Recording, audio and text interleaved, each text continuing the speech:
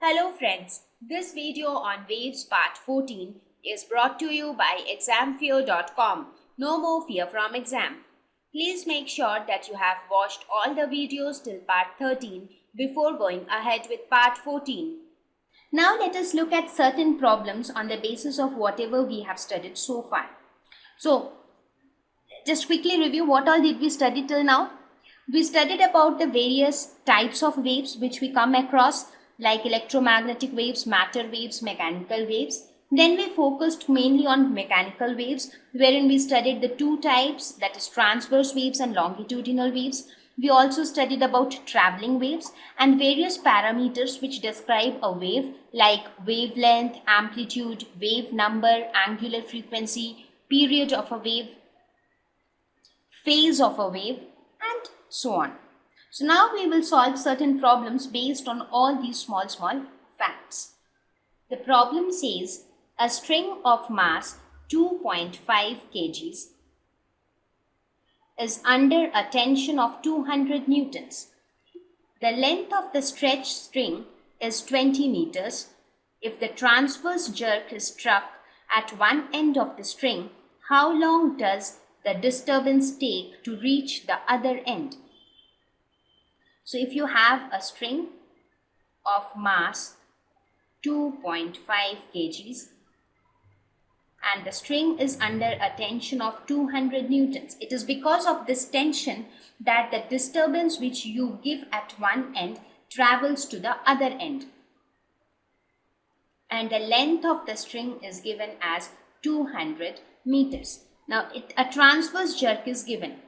Now we know that for a transverse wave,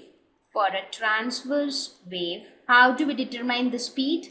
Speed is denoted by tension and mass per unit length. Tension of the string and the mass per unit length, these are the two factors which determine the velocity or speed of the transverse wave.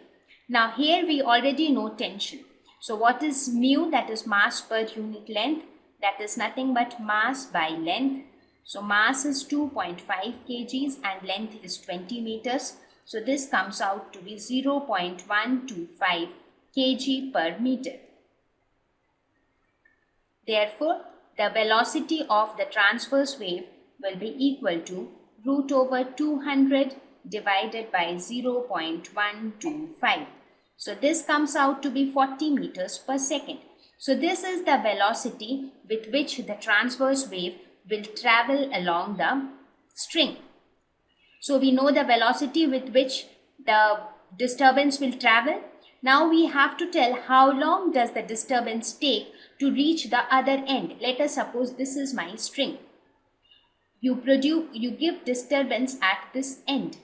Now this disturbance will travel and it will reach the other end. That means by what time will it reach this end? So what is happening here? This disturbance is traveling a distance equal to the length of the string, right? And the velocity of this disturbance is given by 40 meters per second. Therefore, time taken by the disturbance to reach the other end will be nothing but t is equal to the length, that is the distance traveled, divided by the velocity. So length is nothing but 20 meters divided by velocity is nothing but 40 meters per second. So this is equal to 0.5 seconds. So this is the time taken by the disturbance to reach the other end of the string. So let us look at this first problem. A stone dropped from the top of a tower of height 300 meters splashes into the water of a pond near the base of the tower. When is the splash heard at the top, given that the speed of sound in air is 340 meters per second? Let us suppose this is the tower. I'm sorry, this is not straight enough. So let us suppose a stone drops from this tower and at the base of the tower you have a pond. Now the stone drops from the tower, falls into the water, and then a splash is heard.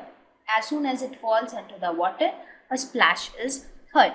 So you have to find out the time when the splash is heard at the top. Let us suppose if another person is standing at the top, at what time, after what time the stone falls from the top, this person will hear the sound of the water. Now the stones falls from the top. So initially the speed was 0 because initially the stone was at rest. What would be acceleration due to gravity while it falls, since it is a free fall? So acceleration would be nothing but 9.8 meter per second square. Height of the tower is 300 meters and velocity of sound, that is speed of sound in air, is 340 meter per second.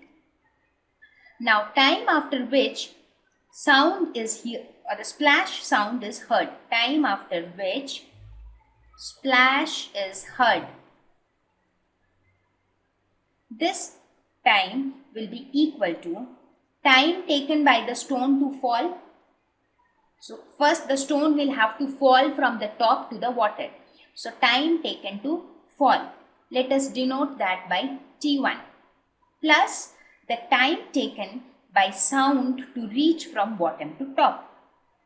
Time taken by sound to reach bottom to top, right?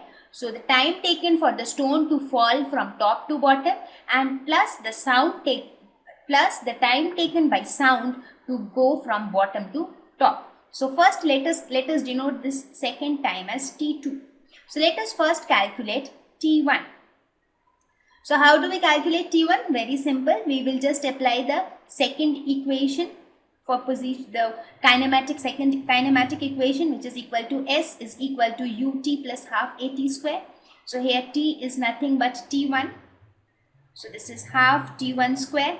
Now here acceleration A is nothing but 9.8 meter per second square. U is equal to 0. So we are left with, and what is S? S is nothing but H. That is height of the tower. So height of the tower is equal to half G T1 square.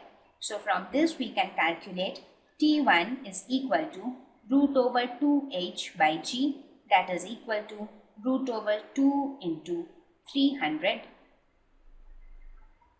divided by 9.8. So this comes out to be 7.82 seconds. So this is the time taken by the stone to fall to the water.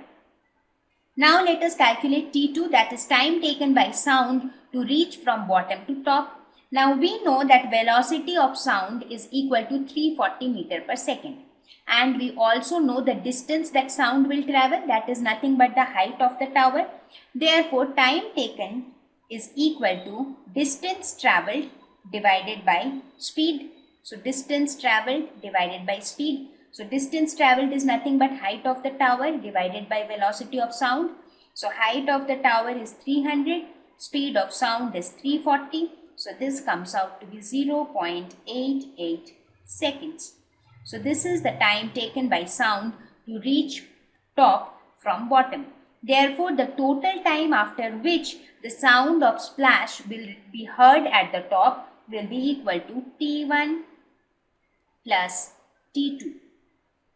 So that comes out to be 7.82 plus 0.88, which is equal to 8.7 seconds. So this is your answer.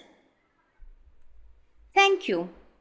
Please visit examfear.com to watch free educational videos, try free online tests, get the best quality study materials, study from the best tutors and mentors, and much more.